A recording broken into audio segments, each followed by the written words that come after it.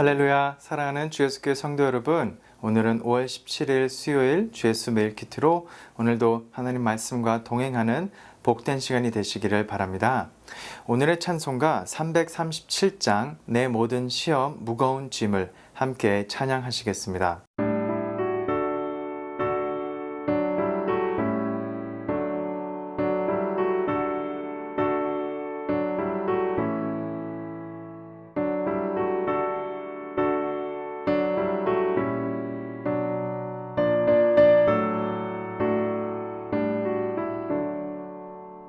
내 모든 시험 무거운 짐을 주 예수 앞에 아뢰이며 근심에 쌓인 날 돌아보사 내 근심 모두 맡으시네.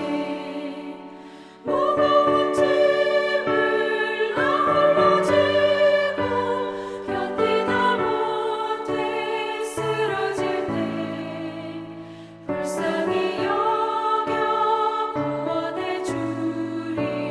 은혜의 주님 오직 예수.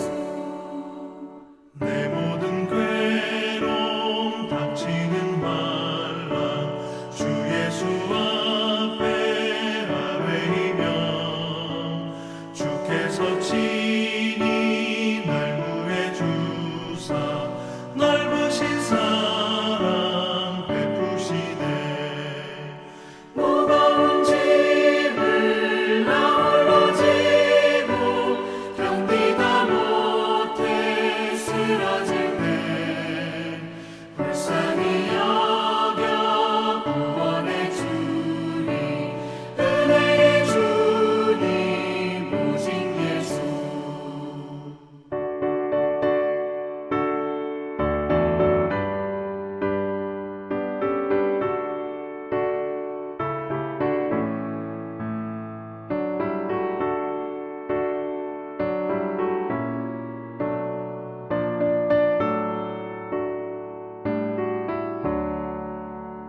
내 짐이 점점 무거워질 때 주 예수 앞에 아뢰이면 주께서 친히 날 구해 주사 내 대신 짐을 져주시네.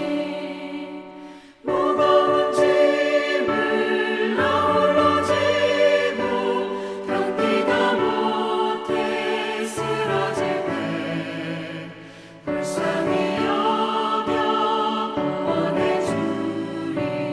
은혜의 주님 오직 예수. 마음의 시험 무서운 죄를 주 예수 앞에 아뢰이면 예수는 나의 능력이 되사 세상을 이길 힘 주시네. 무거운 짐을 나 홀로 지고 견디다 못해 쓰러질 때 불쌍히 여겨 구원해 주리. 은혜의 주님 오직 예수.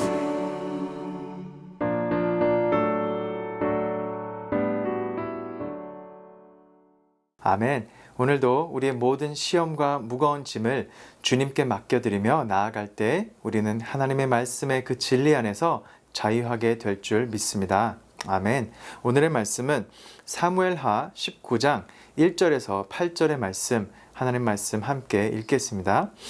어떤 사람이 요압에게 아뢰되 왕이 압살롬을 위하여 울며 슬퍼하시나이다 하니 왕이 그 아들을 위하여 슬퍼한다 함이 그날의 백성들에게 들리매 그날의 승리가 모든 백성에게 슬픔이 된지라. 그날의 백성들이 싸움에 쫓겨 부끄러워 도망함 같이 가만히 성읍으로 들어가니라.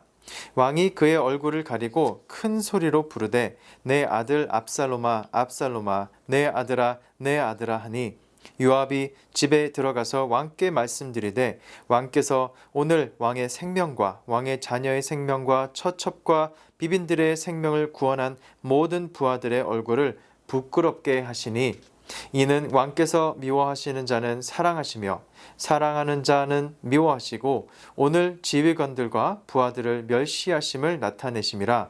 오늘 내가 깨달으니 만일 압살롬이 살고 오늘 우리가 다 죽었다면 왕이 마땅히 여기실 뻔하였나이다. 이제 곧 일어나 나가 왕의 부하들의 마음을 위로하여 말씀하옵소서. 내가 여호와를 두고 맹세옵나니 왕이 만일 나가지 아니하시면 오늘 밤에 한 사람도 왕과 함께 머물지 아니할지라. 그리하면 그 화가 왕이 젊었을 때부터 지금까지 당하신 모든 화보다 더욱 심하리이다 하니 왕이 일어나 성문에 앉음에 어떤 사람이 모든 백성에게 말하되 왕이 문에 앉아 계신다 하니 모든 백성이 왕 앞으로 나아오니라. 이스라엘은 이미 각기 장막으로 도망하였더라. 아멘. 하나님의 말씀입니다. 하나님 말씀에 감사합니다. 오늘 본문의 말씀은 이 1절부터 8절까지로 짧습니다만 앞에 이 1절에서 4절은 압살롬의 죽음을 슬퍼하는 다윗에 대한 묘사라면 뒤에 이 5절에서 8절은 이 다윗을 질책하는 요압에 대해서 이야기하고 있습니다. 이와 마찬가지로 오늘의 말씀 문맥도 이렇게 두 가지 입장에서 우리가 살펴볼 수가 있겠는데요.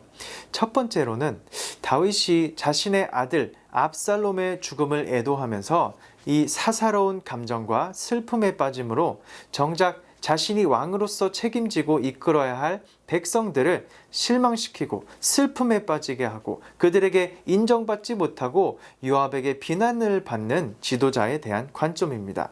물론 압살롬은 다윗의 아들이 분명했습니다. 아들을 잃은 이 아버지의 감정을 어찌 우리가 헤아릴 수 있겠습니다만 그렇지만 이렇게 되기까지 상황이 되게끔 한 것도 모두 다윗 스스로의 책임이 없다고 볼 수는 없는 것이죠. 애초부터 압살롬이 다른 마음을 먹지 않도록 그의 마음을 잘 이해해주고 헤아려주고 또 그가 3년 동안 도망가 있다가 다시 돌아왔을 때 2년 동안이나 마주하지 않고 이야기도 나누지 않은 것은 다윗 스스로도 아버지로서의 그 역할을 제대로 했다고 볼 수는 없는 것이죠. 그리고 이제 와서 아들을 잃은 그 마음을 주체하지 못하고 자신과 왕족을 위해 더 큰 이 사단이 벌어지기 이전에 반란군과 이 압살롬을 그 중에서도 이 동족 상잔이 더 크게 일어나지 않도록 반란의 지도자 압살롬을 해결한 이 요압의 행동을 무시하였고 오히려 그의 행동이 이제는 다윗 앞에서 자신의 아들을 죽인 자로서 치부되고 있던 것입니다. 다시 말해서 반란군 이 위험인물 압살롬을 해치운 것이 아닌 다윗의 아들 압살롬을 죽인 아주 나쁜 사람이 되어버린 것입니다. 자신을 위해 싸운 이 군사들과 전쟁을 승리로 이끄신 하나님의 도우심과 요압의 이 공은 모두 사라지고 만 것입니다. 그리고 자신의 사사로운 감정이 먼저 앞서서 다윗은 자신의 위치와 자신의 공적 책임을 망각한 채 사적 감정에만 매여 있었던 것입니다. 이처럼 지도자는 공적인 자리에서 공적인 책임을 다하는 역할을 해야 되는 막중한 자리입니다.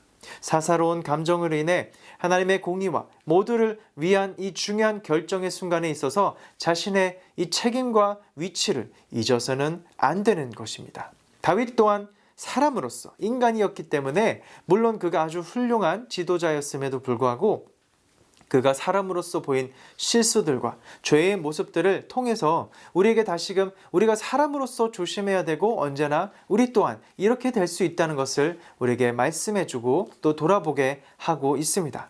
그러나 우리에게 가장 선한 목자 되신 예수님께서는 모든 이 개인적인 감정을 누리시고 극복하시고 시험과 고통을 이겨내셔서 우리를 위하여 이 공의와 구원의 사명을 다하셨으므로 우리는 예수님을 구주로 고백하며 예수님을 닮기를 소망하고 예수님의 길을 가기를 언제나 기도하며 찬양하며 나아가야 되는 줄 믿습니다. 아멘.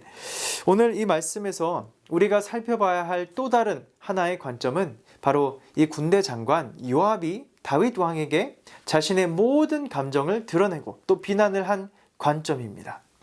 요압은 슬픔에 빠져서 이 자신의 본분을 다하지 못하고 자신의 공적인 이 지도자로서의 역할을 다하고 있지 못했던 다윗을 질책했습니다. 반란을 일으킨 압살롬이 죽어 마땅한 상황이었지만 요압이 아들 압살롬을 죽였다고 다윗이 자신을 비난하고 있는 것처럼 느껴졌을 것입니다. 다윗이 보인 이 애도는 나머지 모두 이 백성에 대한, 이 사람들에 대한, 그 군대에 대한 모독이고 무시라며 왕은 미워하는 자는 사랑하고 사랑하는 자는 미워한다고 비난했던 것이죠. 그리고 만약에 이를 고치지 않으면 왕과 함께 머물 사람들은 없을 것이라고 협박까지 하게 되었습니다.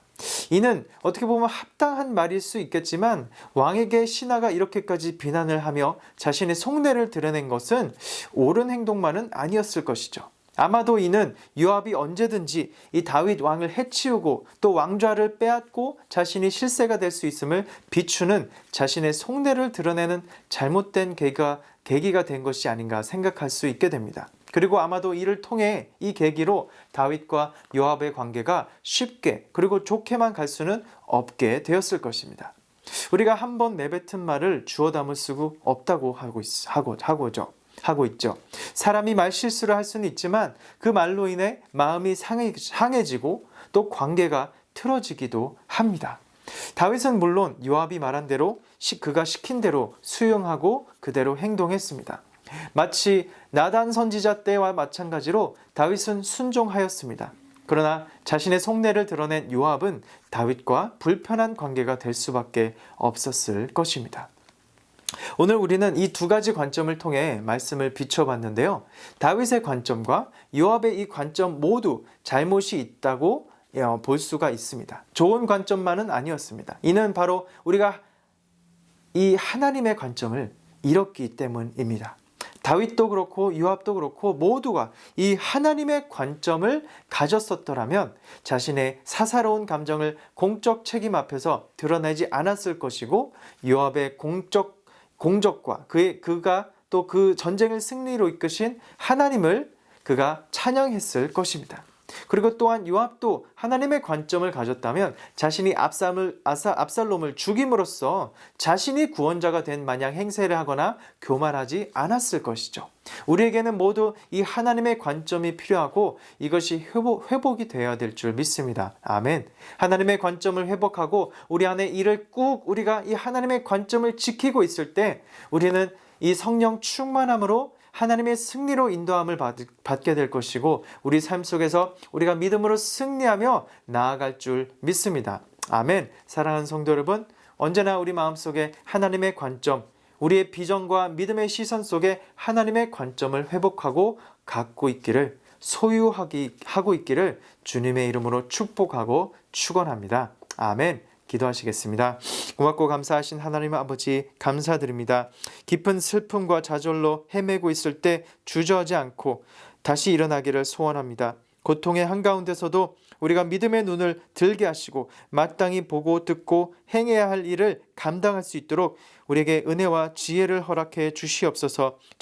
저희들의 경험과 감정에 빠져서 타인의 기쁨을 헤아리지 못하는 일이 없게 하여 주시고 우리에게 언제나 나 자신만의 그 관점이 아닌 하나님의 관점을 회복함으로 하나님의 나라와 그의 의를 먼저 구하며 나아가는 우리 모든 믿음의 그 승리자들이 될 수 있도록 인도하여 주시옵소서. 오늘도 우리가 하나님의 관점으로 살아나갈 때 믿음으로 승리하길 바라며 이 모든 말씀 예수님의 이름으로 기도드립니다. 아멘. 아멘. 오늘도 믿음으로 승리하는 여러분 되시기를 축복합니다. 아멘.